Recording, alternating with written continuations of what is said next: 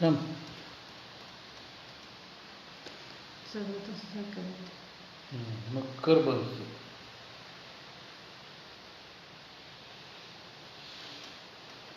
नमस्कार विद्यार्थी मित्रांनो, आपण पाठीमागच्या लेक्चरला BA भाग 3 सेमिस्टर 5 पेपर नंबर 7चा अभ्यासक्रम पाहिलेला होता.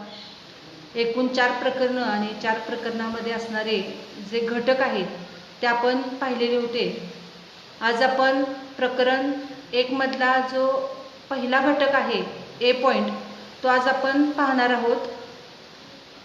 जो पहिला ए पॉइंट आहे तो म्हणजे अर्थशास्त्र म्हणजे काय, अर्थ आणि व्याख्या, आणि त्यानंतर अर्थशास्त्राचे स्वरूप व व्याप्ती असा आपला पहिल्या प्रकरणामधला पहिला घटक आहे. आता सुरुवातीला आपण अर्थशास्त्र म्हणजे काय आणि अर्थशास्त्राच्या ज्या व्याख्या आहेत त्या कशा पद्धतीनं तयार होत गेल्या ते आपण या ठिकाणी पाहणार आहोत.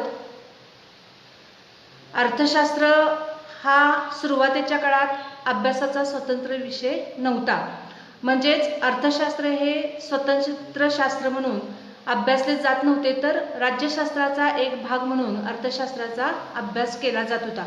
भारतामध्ये अतिप्राचीन काळात कौटिल्याचे अर्थशास्त्र नावाचा जो ग्रंथ आहे तर त्या ग्रंथामध्ये कौटिल्यानं अर्थशास्त्राबाबत जे अनेक विचार मांडलेले आहेत ते अर्थशास्त्राचे विचार म्हणून मांडलेले नव्हते, तर राज्यशास्त्राचा एक भाग म्हणून त्यांनी ते विचार मांडलेले होते. म्हणजेच अर्थनीती आणि राजनीती यांची सांगड घालण्याचा प्रयत्न कौटिल्याने केलेला होता.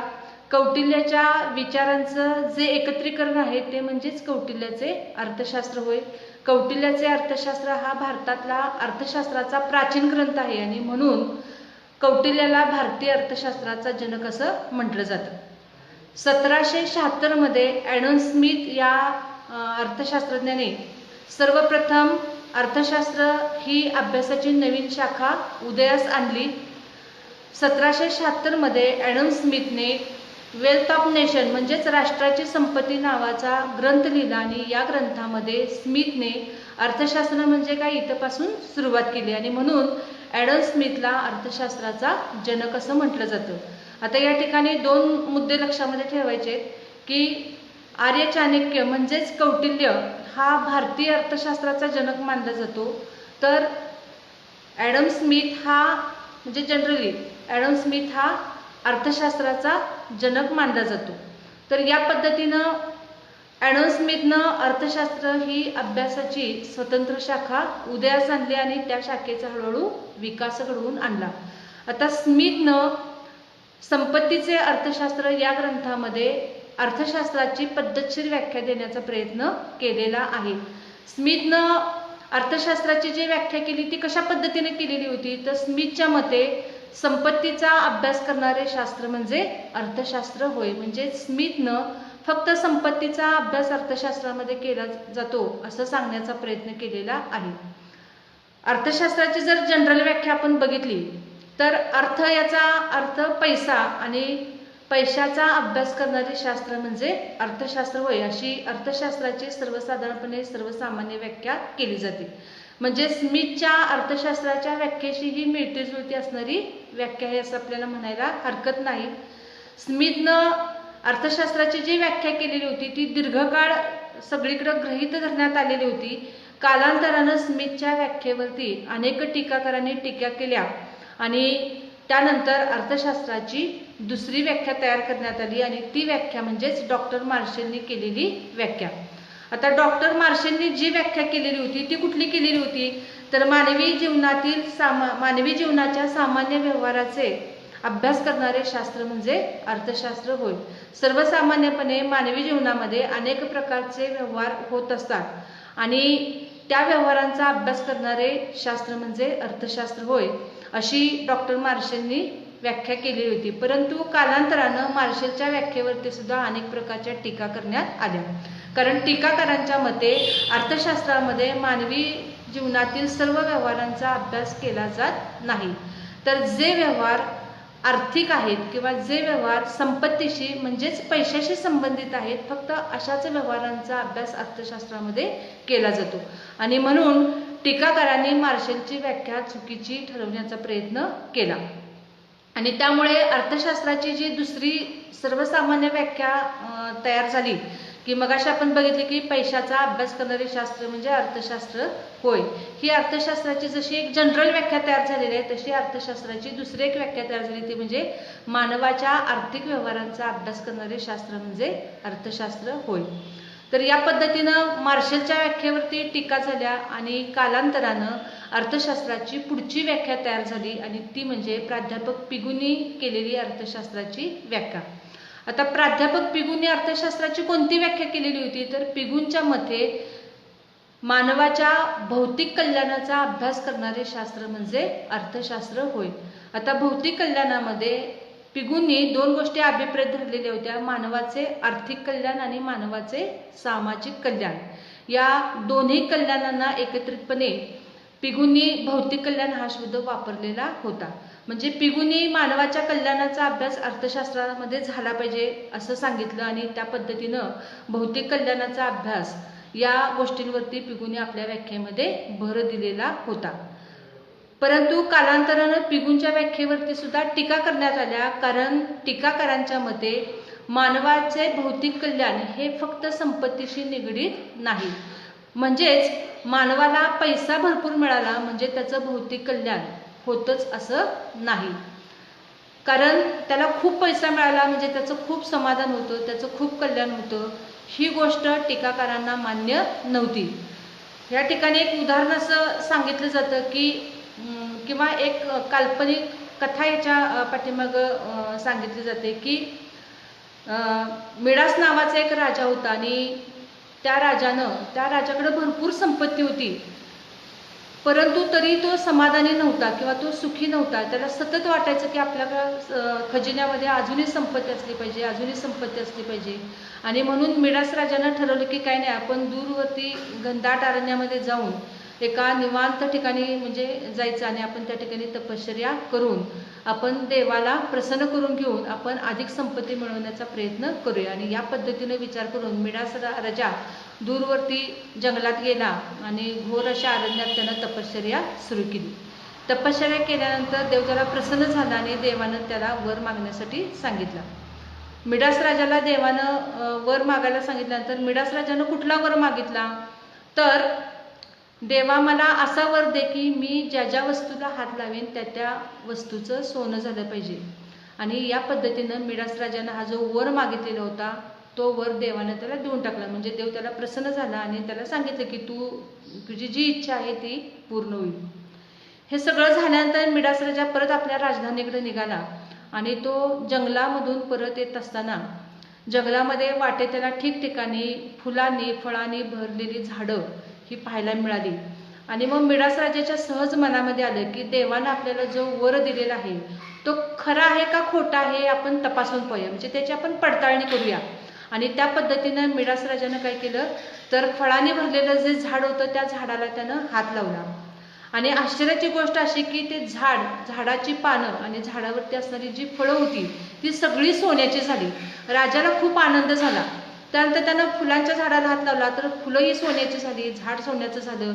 अशा पद्धतीनं तो परत जंगलातून बाहेर पडला. रस्त्याने येत असताना त्याला वाटेत मोठमोठे डोंगर दिसले, दगड दिसले. त्यानं येता जाता त्या दगडांना हात लावला तर त्या दगडाचंही सोनं झालं. त्याला खूप आनंद झाला. असं करत करत तो आपल्या राजवाड्यापर्यंत आला. राजवाड्यापर्यंत आल्यानंतर त्यानं राजवाड्याला हात लावला. राजवाडा सोन्याचा झाला. तो आत त्यानं राजवाड्यामध्ये प्रवेश केला. राजा इतक्या दिवसांनी परत येतोय म्हटल्यानंतर त्याच्या घरची म्हणजे राणी त्याची मुलं ही खूप आनंदी झालेली होती. आणि मग राजा इतके दिवसांनी घरी परत आला म्हणून त्याला घरातल्यानी म्हणजेच राणीनं वगैरे ठरवले की राजा बरेच दिवस त्यानं पंचपक्वानाचं भोजन खाल्लेलं नाही आणि आता आपण आपल्या राजाला पंचपक्वानाचं भोजन करून खायला घालूया. पंचपक्वानानं सजवलेलं ताट राजापुढं आणून ठेवलं आणि राजा ते पंचपक्वानानं भरलेलं जे ताट आहे ते त्यानं खायला घेतलं.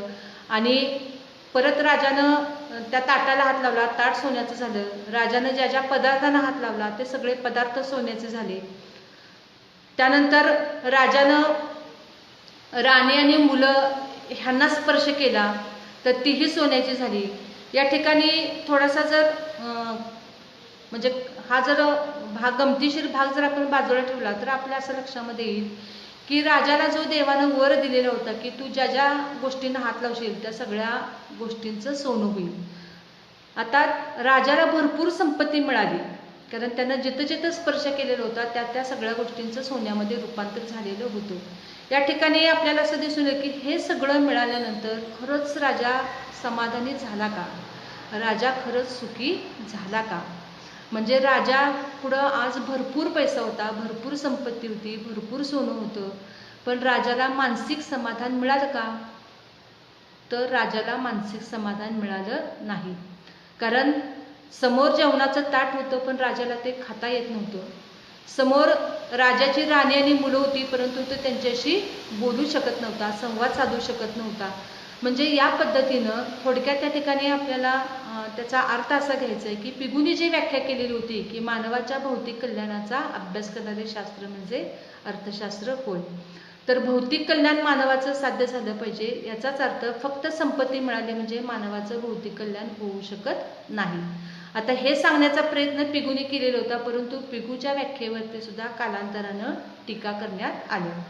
त्यानंतर अर्थशास्त्राचा जसजसा विकास होत गेला तसं अर्थशास्त्राच्या व्याख्या ह्या काळानुसार बदलत गेल्या आणि त्यानंतर आधुनिक अर्थशास्त्रज्ञ मिसेस जॉन रॉबिन्सन यांनी अर्थशास्त्राची नवीन व्याख्या तयार केली आणि तीच व्याख्या आज सर्वत्र स्वीकारण्यात आलेली आहे किंवा मान्य करण्यात आलेली आहे.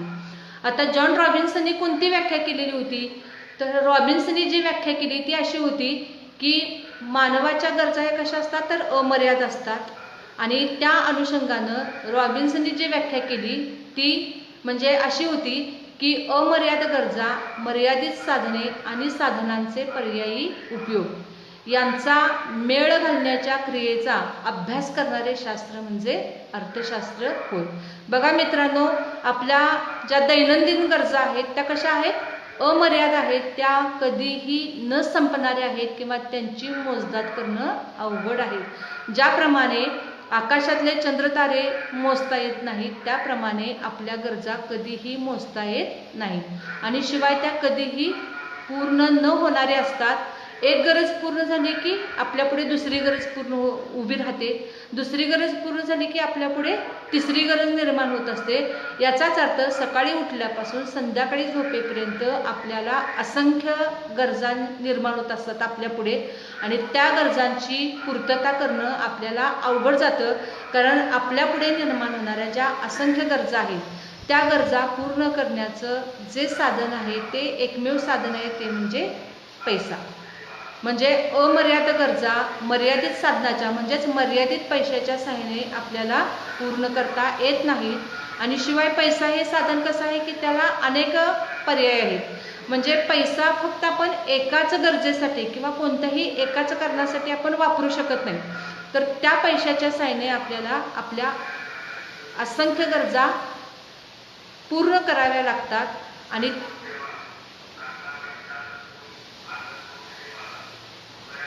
त्यामुळे आपल्या सर्वच्या सर्व गरजा पूर्ण होत नाहीत आणि त्यातूनच आर्थिक प्रश्नांची निर्मिती होत असते.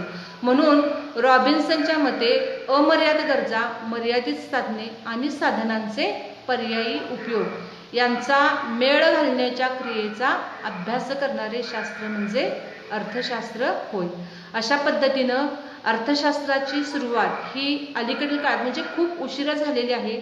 1776 नंतर अर्थशास्त्राचा उदय झालेला आहे. त्यानंतर अर्थशास्त्राचा हळूहळू विकास होत गेला.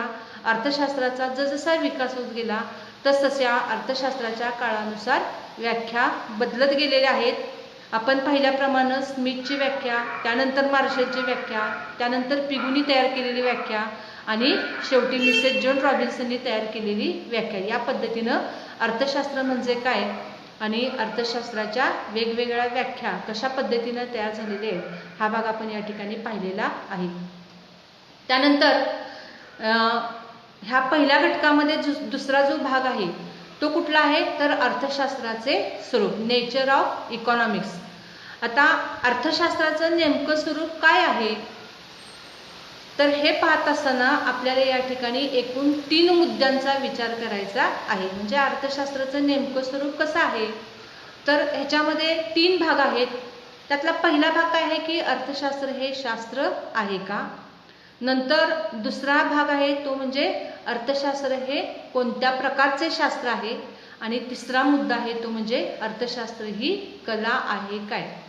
आता याच्यामध्ये आपण बघतो की सर्वसाधारणपणे शास्त्र की ज्याला आपण सायन्स किंवा विज्ञान असं म्हणतो, तर एक व्यवस्थाबद्ध पद्धतीने मांडणी करण्याचा प्रयत्न विज्ञान किंवा सायन्समध्ये केलेला असतो. आता विज्ञान किंवा शास्त्रामध्ये काय तपासून पाहण्याचा प्रयत्न केला जातो की एखादी घटना घडल्यानंतर त्या घटनेपाठीमागे असणारा जे कारण आहे ते शोधण्याचा प्रयत्न विज्ञानामध्ये केला जातो. म्हणजेच एखाद्या घटनेमागील कार्यकारण संबंध शोधण्याचा प्रयत्न करणे म्हणजे शास्त्र किंवा विज्ञान होय, अशी शास्त्राची किंवा विज्ञानाची व्याख्या केली जाते.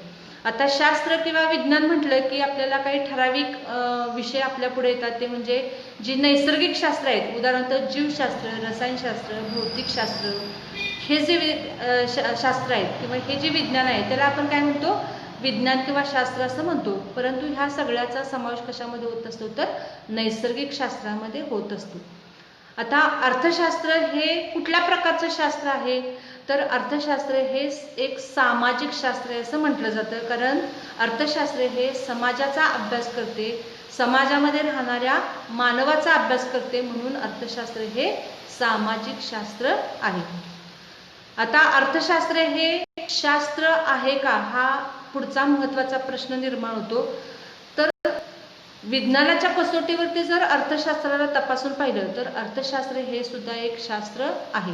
कारण ज्याप्रमाणे विज्ञानामध्ये म्हणजेच शास्त्रामध्ये एखाद्या घटनेपाठीमागील कार्यकारण संबंध शोधण्याचा प्रयत्न केला जातो, तसाच प्रयत्न अर्थशास्त्रामध्ये पण केला जातो. उदाहरणार्थ नैसर्गिक शास्त्रामध्ये किंवा वैद्यकशास्त्रामध्ये बघा की एखादी व्यक्ती आजारी पडली, म्हणजेच एखाद्या व्यक्तीला उदाहरणार्थ समजा ताप आला, तर त्या व्यक्तीला ताप का आला त्या पाठीमागचं कारण शोधण्याचा प्रयत्न डॉक्टर करत असतात. म्हणजे ताप का आला आणि त्या पाठीमागं कारणं काय आहेत हे पाहण्याचा प्रयत्न जसा शास्त्रामध्ये म्हणजेच विज्ञानामध्ये किंवा वैद्यकशास्त्रामध्ये केला जातो, त्याच पद्धतीनं अर्थशास्त्रामध्ये सुद्धा एखाद्या घटनेपाठीमागं नेमकं काय कारण आहे ते शोधण्याचा प्रयत्न केला जातो. उदाहरणार्थ समजा एखादी आर्थिक घटना घडली, उदाहरणार्थ बेकारीमध्ये वाढ झाली किंवा देशामध्ये अचानकपणे भाववाढ झाली, म्हणजेच वस्तूंच्या किमती वाढल्या, तर भाववाढ घडून येणे किंवा भाववाढ होणे किंवा वस्तूंची महागाई वाढणे ही एक आर्थिक घटना आहे. आता भाववाढ का झाली या पाठीमागचं कारण शोधण्याचा प्रयत्न अर्थशास्त्रामध्ये केला जातो. म्हणजे कोणत्या कारणामुळे भाववाढ झालेली आहे हे तपासण्याचा किंवा हे पाहण्याचा प्रयत्न अर्थशास्त्रामध्ये केला जातो. मग भाववाढी पाठीमागे नेमकी काय कारणं आहेत, आता भाववाढ कोणकोणत्या कारणामुळे होते ते अर्थशास्त्र शोधून काढण्याचा प्रयत्न करते. उदाहरणार्थ मग ज्या वस्तूची भाववाढ झालेली आहे त्या वस्तूचा पुरवठा कमी झालेला असला पाहिजे, मग तो का कमी झाला ते पाहण्याचा प्रयत्न अर्थशास्त्रामध्ये केला जातो. म्हणजे त्या वस्तूचा पुरवठा खरोखरच कमी पडलेला आहे, त्या वस्तूचं उत्पादन कमी झालेलं आहे का त्या वस्तूचा कृत्रिम तुटवडा निर्माण केलेला आहे, म्हणजेच कृत्रिम टंचाई निर्माण केलेली आहे, हे शोधण्याचा प्रयत्न अर्थशास्त्रामध्ये केला जातो. मग अशा अनेक समस्या आहेत, भाववाढ आहे, बेकारी आहे, भावघट आहे, दारिद्र्य आहे, अशा अनेक समस्या ज्या अर्थशास्त्रामध्ये निर्माण होतात त्या प्रत्येक समस्येपाठीमागची कारणं शोधण्याचा प्रयत्न अर्थशास्त्रामध्ये केला जातो. आणि म्हणून विज्ञानाच्या कसोटीवरती जर तपासून पाहिलं तर अर्थशास्त्र हे शास्त्र आहे. म्हणजे आपल्याला जो पहिला आपल्या पुढे प्रश्न निर्माण झालेला आहे की अर्थशास्त्र हे शास्त्र आहे का, तर ह्या प्रश्नाचं उत्तर काय तर अर्थशास्त्र हे शास्त्र आहे. आता दुसरा जो मुद्दा आहे ब मुद्दा की अर्थशास्त्र हे कोणत्या प्रकारचे शास्त्र आहे. बघा या ठिकाणी प्रश्न पहिला काय आहे आपल्या पुढे की अर्थशास्त्र हे शास्त्र आहे का, तर त्याचं उत्तर आपल्याला मिळालं की अर्थशास्त्र हे शास्त्र आहे. मग आता दुसरा प्रश्न असा निर्माण होतो की जर अर्थशास्त्र हे शास्त्र असेल तर ते कोणत्या प्रकारचे शास्त्र आहे. आता या ठिकाणी परत 3 प्रकारचे शास्त्र आपल्याला पाहिजे, वस्तुनिष्ठ शास्त्र, आदर्शनिष्ठ शास्त्र आणि व्यावहारिक शास्त्र. वस्तुनिष्ठ शास्त्र याचा अर्थ जी परिस्थिती, जी वस्तुस्थिती आहे तशी स्वीकारण्याचा आणि आहे तशी मांडण्याचा प्रयत्न करणे म्हणजे वस्तुनिष्ठ शास्त्र होय. बघा, वैद्यकशास्त्र जर आपण तपासून पाहिलं तर वैद्यकशास्त्रामध्ये अनेकदा वस्तुनिष्ठ शास्त्राचा अवलंब केलेला आपल्याला पाहायला मिळतो. उदाहरणार्थ समजा एखाद्या पेशंटला गंभीर असा आजार झालेला असेल तर डॉक्टर ही गोष्ट पेशंटपासून किंवा पेशंटच्या नातेवाईकापासून लपवून ठेवू शकत नाहीत. त्याच्या आजाराबाबत जी काही वस्तुस्थिती आहे ती वस्तुस्थिती पेशंट पुढे किंवा त्याच्या नातेवाईकापुढे मांडण्याचा प्रयत्न डॉक्टर लोक करत असतात. म्हणजेच जी वस्तुस्थिती आहे ती सांगण्याचा प्रयत्न डॉक्टर लोक करतात. ह्याचा अर्थ काय की इथं भावनेला महत्त्व नाही. म्हणजे कसं सांगायचं, काय सांगायचं, मग पेशंटला काय वाटेल, ह्या सगळ्या भावना बाजूला ठेवल्या जातात आणि जी वस्तुस्थिती असेल ती सांगण्याचा प्रयत्न डॉक्टर करत असतात. आता ही वस्तुनिष्ठ शास्त्रातली जी परिस्थिती आहे ती परिस्थिती जर आपण अर्थशास्त्रामध्ये लागू केली तर आपल्या असं लक्षामध्ये येईल की अर्थशास्त्राला जर या कसोटीवरती तपासून पाहिलं तर अर्थशास्त्र हे सुद्धा वस्तुनिष्ठ स्वरूपाचं अर्थशास्त्र आहे. कारण अर्थशास्त्रामध्ये सुद्धा अनेकदा भावनेला महत्त्व दिलं जात नाही. म्हणजेच एखादी गोष्ट चांगली आहे का वाईट आहे हे पाहण्याचा प्रयत्न अर्थशास्त्रामध्ये काही ठिकाणी केला जात नाही. तर जी परिस्थिती आहे ती मांडण्याचा, ती सांगण्याचा किंवा ती स्वीकारण्याचा प्रयत्न केला जातो. उदाहरणार्थ अर्थशास्त्रामधली एक महत्त्वाची जी संकल्पना आहे ती म्हणजे उपयोगिता विश्लेषण. आता उपयोगिता म्हणजे काय तर एखाद्या वस्तूमध्ये मानवी गरज पूर्ण करण्याची जी शक्ती किंवा क्षमता असते तिला काय म्हटलं तर उपयोगिता. उपयोगितेची जर संकल्पना आपण पाहिली तर आपल्या असं लक्षामध्ये येईल की ज्या वस्तूमध्ये माणसाची गरज पूर्ण करण्याची क्षमता आहे त्या वस्तूमध्ये उपयोगिता आहे असं आपण म्हणतो. आता ह्या परिस्थितीमध्ये आपण समजा एक प्रश्न अर्थशास्त्राला विचारला की विषामध्ये उपयोगिता आहे का. बघा, विषामध्ये उपयोगिता आहे का हा प्रश्न जर आपण अर्थशास्त्राला विचारला आणि हाच प्रश्न जर आपण सर्वसामान्य माणसाला विचारला तर दोन ठिकाणी आपल्याला दोन वेगवेगळे उत्तरं पाहायला मिळतात. विषामध्ये उपयोगिता आहे का हा प्रश्न जर आपण सर्वसामान्य माणसाला विचारला तर तो मनुष्य ह्या प्रश्नाचं उत्तर नाही असं देईल. कारण विष बरोबर माणसाचं मरण हे समीकरण ठरलेलं आहे आणि त्यामुळे असा जर प्रश्न आपण विचारला तर आपल्याला लोक खोळ्यात काढतील. म्हणजे विषामध्ये कधी उपयोगिता असते का वगैरे या पद्धतीनं आपल्याला ह्या प्रश्नाचं उत्तर समाधानकारक म्हणजे आपल्याला जसं पाहिजे तसं देण्याचा प्रयत्न केला जाणार नाही. म्हणजे आपल्याला या ठिकाणी उत्तर काय मिळेल की सर्वसामान्य माणूस काय सांगेल की विषयामध्ये उपयोगिता नाही. परंतु हाच प्रश्न जर आपण अर्थशास्त्राला विचारला की विषयामध्ये उपयोगिता आहे का तर अर्थशास्त्र ह्या प्रश्नाचं उत्तर होय असं देईल. कारण अर्थशास्त्र फक्त हाच विचार करेल की विषामध्ये माणसाची मरण्याची गरज पूर्ण करण्याची शक्ती किंवा क्षमता आहे आणि म्हणून विषामध्ये उपयोगिता आहे. म्हणजे या ठिकाणी ते विष चांगलं आहे का वाईट आहे याचा विचार अर्थशास्त्रामध्ये उपयोगिता विश्लेषणात केला जाणार नाही. आणि म्हणून जी परिस्थिती जशी आहे तशी मांडण्याचा प्रयत्न अर्थशास्त्र करते. म्हणून अर्थशास्त्र हे वस्तुनिष्ठ शास्त्र देखील आहे. त्यानंतर दुसरा प्रकार आहे तो म्हणजे आदर्शनिष्ठ शास्त्र. आता अर्थशास्त्र हे आदर्शनिष्ठ शास्त्र आहे का.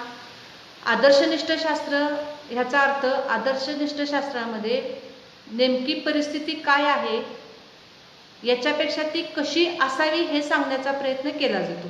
म्हणजे एखादी गोष्ट वाईट असेल तर ती वाईट कशी असू नये थोडंसं आदर्शवाद मांडण्याचा प्रयत्न आदर्शनिष्ठ शास्त्रामध्ये केला जातो. म्हणजे जे आहे त्याच्यापेक्षा चांगल्या पद्धतीने वेगळं कसं सांगता येईल हे सांगणे म्हणजे आदर्शनिष्ठ शास्त्र होय. आता ह्या कसोटीवरती जर अर्थशास्त्राला तपासून पाहिलं तर अर्थशास्त्र हे आदर्शनिष्ठ शास्त्र सुद्धा आहे.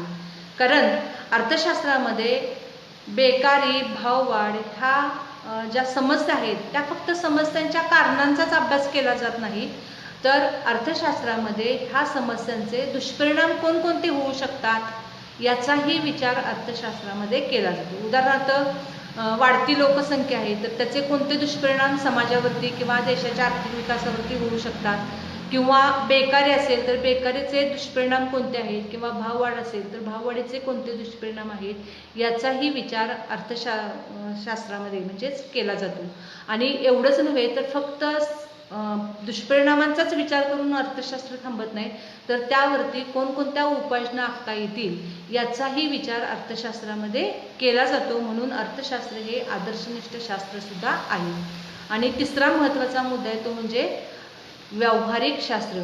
अर्थशास्त्र फक्त कारणांचा आणि परिणामांचाच विचार करून थांबत नाही, तर उपाययोजना सुचवण्याचा प्रयत्न करते आणि ह्या उपाययोजना प्रत्यक्ष व्यवहारामध्ये कशा पद्धतीनं राबवता येतील म्हणजे समस्या कमी होऊ शकतील. उदाहरणार्थ लोकसंख्येचे फक्त कारणं आणि परिणामच सांगत नाही, तर लोकसंख्या कमी करण्यासाठी कोणकोणत्या उपाययोजना आपल्याला कशा पद्धतीनं राबवता येतील याचाही विचार अर्थशास्त्रामध्ये केला जातो. किंवा बेकारीच्या समस्येचे जे दुष्परिणाम आहेत ते कमी करण्यासाठी कोणकोणत्या उपाययोजना करता येतील आणि त्याची प्रत्यक्ष अंमलबजावणी कशा पद्धतीनं करता येईल याचाही विचार अर्थशास्त्रामध्ये केला जातो. आणि म्हणून अर्थशास्त्र हे व्यावहारिक शास्त्र देखील आहे. आणि तिसरा महत्त्वाचा जो मुद्दा आहे तो म्हणजे अर्थशास्त्र ही कला आहे काय. आता कला म्हणजे काय, किंवा कला या शब्दाचा अर्थ सर्वसामान्यपणे काय घेतला जातो, तर इच्छित गोष्टी साध्य करण्याचे साधन म्हणजे कला. उदाहरणार्थ चित्रकला आहे, पाककला आहे, शिवणकला आहे. म्हणजे आपल्या ज्या इच्छित गोष्टी आहेत त्या आपण या माध्यम, उदाहरणार्थ समजा आपल्याला भूक लागली, आता भूक लागल्यानंतर आपल्याला एखादा पदार्थ खावासा वाटतो. आता ही आपली इच्छित गोष्ट आहे आणि ही इच्छित गोष्ट साध्य करण्यासाठी तिथपर्यंत पोहोचण्याचं आपल्याला काम कोण करत असतं, तर पाककला करत असते. म्हणजे पाककलेच्या माध्यमातून आपण आपल्याला लागलेली जी भूक आहे किंवा आपल्याला एखादा पदार्थ खाण्याची जी इच्छा आहे ती पूर्ण करण्याचा आपण प्रयत्न करतो. म्हणजे त्या पदार्थापर्यंत किंवा त्या गरजेपर्यंत पोहोचण्याचं काम किंवा ती गरज आपली पूर्ण करण्याचं काम कोण करत असतं, तर पाककला करत असते. किंवा चित्रकला आहे, इच्छित गोष्ट आहे की मनामध्ये एखादं असं एक चांगलं सुंदर चित्र आपल्या मनामध्ये निर्माण झालेलं आहे आणि मनामध्ये निर्माण झालेलं जे चित्र आहे ते कागदावरती रेखाटण्याचं काम आपण कशाच्या माध्यमातून किंवा कशाच्या सहाय्याने करत असतो, तर चित्रकलेच्या माध्यमातून आपण ते करत असतो. म्हणजे आपल्या मनामध्ये जी इच्छित गोष्ट आहे ती साध्य करण्याचं साधन म्हणजे कला होय. ह्या कसोटीवरती जर अर्थशास्त्राला तपासून पाहिलं तर अर्थशास्त्र ही कला देखील आहे. उदाहरणार्थ आज प्रत्येक व्यक्तीची, प्रत्येक भारतीय नागरिकाची किंवा प्रत्येक देशाची अशी इच्छा असते की आपला देश प्रगतीपथावरती पोहोचला पाहिजे, आपल्या देशाची जलद गतीने प्रगती झाली पाहिजे. आणि मग त्या पद्धतीनं सरकार वेगवेगळ्या धोरणांची आखणी करते, नियोजनाच्या माध्यमाचा अवलंब केला जातो. म्हणजेच आपल्या देशातील प्रत्येक नागरिकाचं, आपल्या देशाचं जे स्वप्न आहे की जलद गतीनं आर्थिक विकास साध्य करणे, तर हे इच्छित जे साध्य आहे किंवा ही जी आपली इच्छित गोष्ट आहे ते साध्य करण्याचं जे साधन आहे ते म्हणजे प्रभावी नियोजनाची अंमलबजावणी. तर नियोजन कशा पद्धतीनं राबवलं पाहिजे, त्यासाठी कोणकोणती ध्येय धोरणं आखली पाहिजेत आणि त्याची अंमलबजावणी कशा पद्धतीनं केली पाहिजे याचाही विचार अर्थशास्त्रामध्ये केला जातो. आणि म्हणून ह्या कसोटीवरती जर तपासून पाहिलं तर अर्थशास्त्र ही कला देखील आहे. अशा पद्धतीनं अर्थशास्त्राचं जर एकंदरीत स्वरूप आपण बघितलं तर अर्थशास्त्र हे शास्त्र आहे का, तर ते शास्त्र आहे. ते कोणत्या प्रकारचं शास्त्र आहे, तर ते तिन्ही प्रकारचं शास्त्र आहे. वस्तुनिष्ठ शास्त्र आहे, आदर्शनिष्ठ शास्त्र आहे आणि व्यावहारिक शास्त्र देखील आहे. अर्थशास्त्र हे जसं शास्त्र आहे तसेच अर्थशास्त्र ही कला देखील आहे. अशा पद्धतीने अर्थशास्त्राचे एकंदरीत स्वरूप असलेले आपल्याला या ठिकाणी पाहायला मिळते. धन्यवाद.